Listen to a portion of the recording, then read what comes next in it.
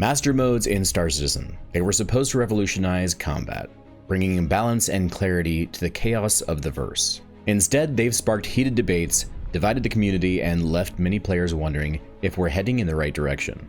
Are Master modes the answer to Star Citizen's combat issues, or have they just created more problems? Today we're diving into this controversial system, exploring what works, what doesn't, and how CIG can evolve it to make combat more engaging, balanced, and accessible to everyone. Today we're kicking off the first installment of our Combat and Flight series, focusing on the much discussed Master modes in Star Citizen.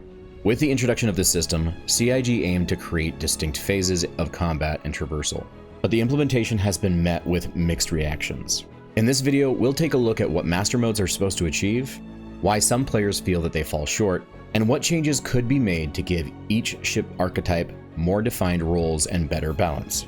Many of these solutions and recommendations come from an active and passionate community of players who just want to see the game grow and thrive, becoming more fun and engaging for everyone. Now, some of the ideas included are mine, which I'll be sure to denote with an asterisk. After all, I do not want to be taking credit for ideas others have come up with. I'm simply discussing them to help foster a conversation about what can be done to improve the game. We'll also explore how CIG could use this feedback from the community to fine-tune these systems, making use of iterative testing in Arena Commander, and encouraging player votes on different flight tunings to find what works best. So whether you're a veteran pilot or just getting started in the verse, there's a lot to unpack here, so let's dive right in. Master Modes was designed to address a fundamental issue in Star Citizen's flight and combat mechanics: the need to separate traversal and combat states. Now, theoretically, this separation allows for more strategic depth and prevents high-speed jousting matches that leave little room for tactical play. The two primary modes introduced are SCM, or Space Combat Maneuvering, and NAV for high-speed traversal. In SCM mode, ships are limited to slower speeds, enabling tighter turns and more controlled combat. This is meant to keep dogfights within a closer range, emphasizing pilot skill over raw speed. In NAV mode, ships can reach much higher speeds, allowing them to traverse large distances quickly, but prevent the usage of weapons and shields, essentially making them vulnerable targets in a combat scenario. On paper, this sounds like a solid foundation. By forcing players to choose between traversal and combat effectiveness, CIG hoped to create a more balanced and engaging dogfighting experience. But as with many things, the devil is in the details. Despite the good intentions, the implementation of Master Modes has exposed several issues that need to be addressed. First, let's talk about accessibility and complexity. For new players, understanding when to switch between modes and how to use them effectively can be overwhelming in a combat environment. The idea of having separate speed zones makes sense, but the current mechanics can feel clunky and unintuitive, especially for those just getting their bearings in the game and veteran players who got used to the old flight model. Then there's the issue of balance. As some community members have pointed out, the introduction of Master Modes has inadvertently shifted the meta towards certain ship classes, particularly interceptors, which can leverage their superior speed and agility to dominate the battlefield. This has left ships, especially multi-crew and larger vessels, at a significant disadvantage. Unable to effectively defend themselves against swarms of smaller, more maneuverable opponents that can stay at maximum weapons range and whittle away their health. All of this while the turrets on the multi-crew ships struggle to hit significantly smaller targets. Another concern is the impact on ship roles and gameplay diversity. With the current system, many ships feel like they've lost their unique identities. Fighters are supposed to excel in dogfighting, bombers should be the bane of larger ships, and multi-crew ships should offer a balanced mix of offense and defense. But under the current Master Modes, these distinctions have blurred, leading to a more homogenized and less interesting combat environment. If you're enjoying this multi-part series and want to stay up to date with the latest news and insights on Star Citizen, consider subscribing to the channel. It's a small action that helps the channel grow and keeps you up to date with all of the latest news and gameplay mechanics coming to the verse. Plus, it's the best way to make sure you don't miss any of the exciting updates that are sure to come as the game continues to evolve. Now let's get back to it. So how can we address these issues and make Master Modes work better for everyone? Let's start with ship archetypes. Each class should have a clear and distinct role that plays to its strengths and weaknesses. For example, fighters should be agile and effective against other small ships, but struggle against well-defended larger targets. Bombers, on the other hand, should be devastating to large and capital ships, but vulnerable to interceptors and fighters. To achieve this, CIG needs to refine the current speed and maneuverability caps in SCM mode for each ship class, allowing for more variability in combat performance. Fighters should have a higher top speed and turn rate in SCM mode, making them kings of close-range dogfights. Bombers should be slower and less maneuverable, but able to deliver heavy payloads that can significantly damage larger ships. Meanwhile, multi-crew ships should have the tools to defend themselves effectively, with powerful turrets, countermeasures, and better durability. Some of my recommendations, for example, would be the introduction of specialized archetypes like anti-capital fighters, such as the Ares, Inferno, and Ion. These ships should excel in damaging large and capital ships, but be extremely susceptible to smaller fighters and ship-to-ship turrets. Giving these ships their own category and role can help clarify the combat dynamics and make engagements more predictable and strategic. Another of my ideas would be that CIG could implement changes to components, such as power plants, where the size of the power plant dictates the range that the ship weapons can hit their targets. By limiting size 1 power plants to give weapons a max range of around 1,000 meters or so, and increasing that by 500 to 700 meters with each increase in their component size, or by making them percentage-based, this could bring fights closer based on the different ship roles. They can also give range bonuses to turrets as well, to prevent other ships from staying just out of weapons range while attacking. Now, turrets will also need to have increased rotational and tracking speeds in order to keep up with some of the smaller ships so that they're not just strafing around the larger ships unchecked. But again, all of this could be an iterative process. One of the most effective ways to improve the master modes and overall combat balance is through community involvement. CIG should embrace iterative testing in Arena Commander, allowing players to test different versions of the flight model and provide feedback. This could be done through short-term events where different tunings are applied, and players can vote on which one feels the best. Now, this should have been done earlier on so players' minds can be set at ease. Imagine a system where every weeks or every couple weeks, a new tuning for ship speed, maneuverability, or weapon effectiveness is tested, and the community votes on which one they prefer. This would not only give CIG valuable data on what works and what doesn't work, but also engage the player base in a meaningful way, making them feel like active participants in the game's development. Additionally, as another backer suggested, implementing separate leaderboards or events for different tunings could allow CIG to see how different segments of the community react to various changes. Competitive players might prefer a more skill-intensive model, while casual players might want something more accessible. By testing multiple models simultaneously, CIG can gather a broad range of data and opinions, helping them find a balance that satisfies as many players as possible. Implementing massive changes at once could overwhelm the community and destabilize the game.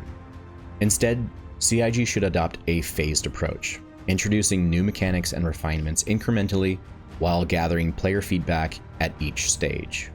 This would allow the developers to fine-tune the system iteratively and ensure a smooth transition to the final, polished combat model. To truly evolve master modes, we need a system that rewards skill and mastery without complicating the experience for new players. The current setup of SCM and NAV modes provides a basic framework, but what if we took it a step further?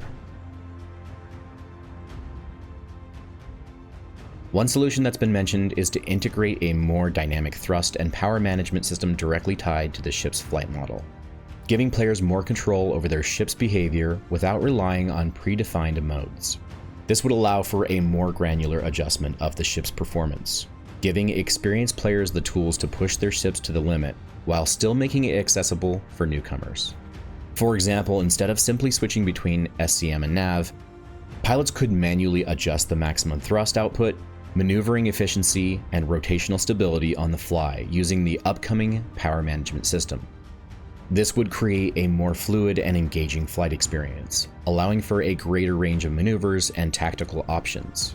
Basically, the amount of power you allocate to engines, your ship's top speed, acceleration, and maneuverability could be progressively increased.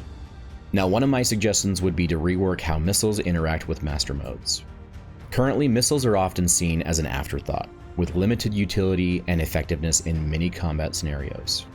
To change this, CIG could significantly increase the speed, tracking, and damage of missiles, making them a more viable option for engaging targets at range. More specifically, missiles should be particularly effective against ships in nav mode or those transitioning between modes.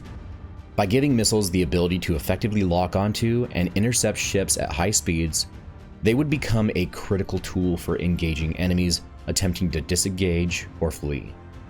This would not only add a new layer of strategy to combat, but also incentivize players to think carefully about when to switch modes, as doing so could expose them to a missile barrage.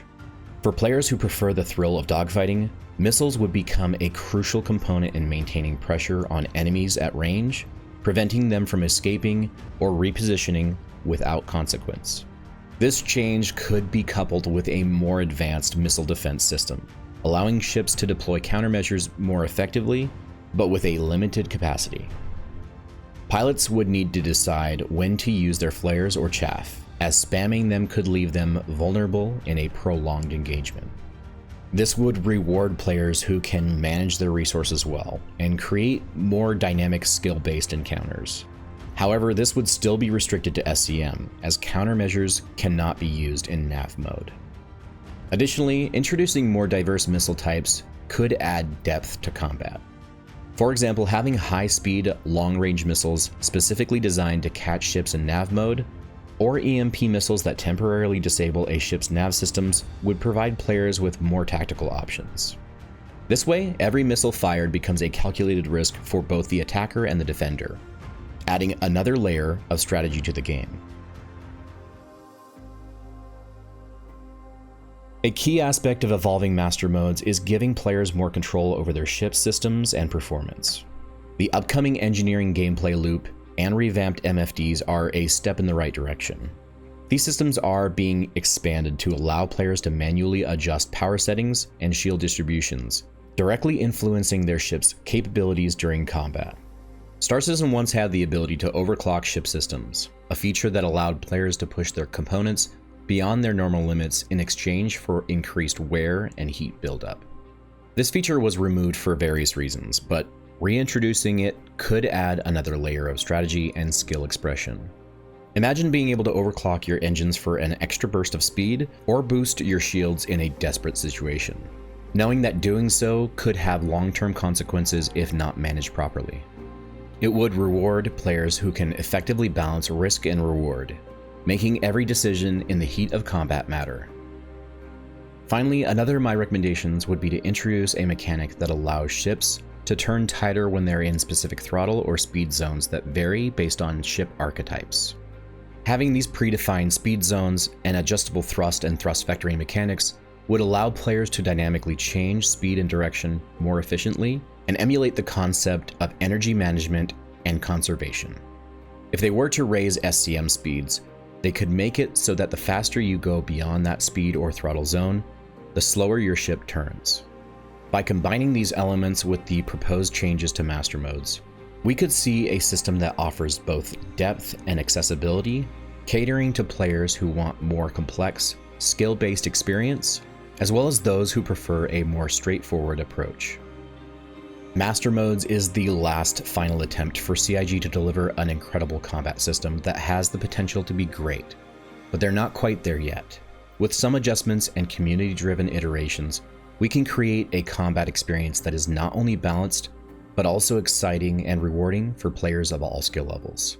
By refining ship archetypes, giving players more control over their ship systems, and involving the community more directly in the development process, CIG can evolve Master Modes into a system that truly enhances the Star Citizen experience.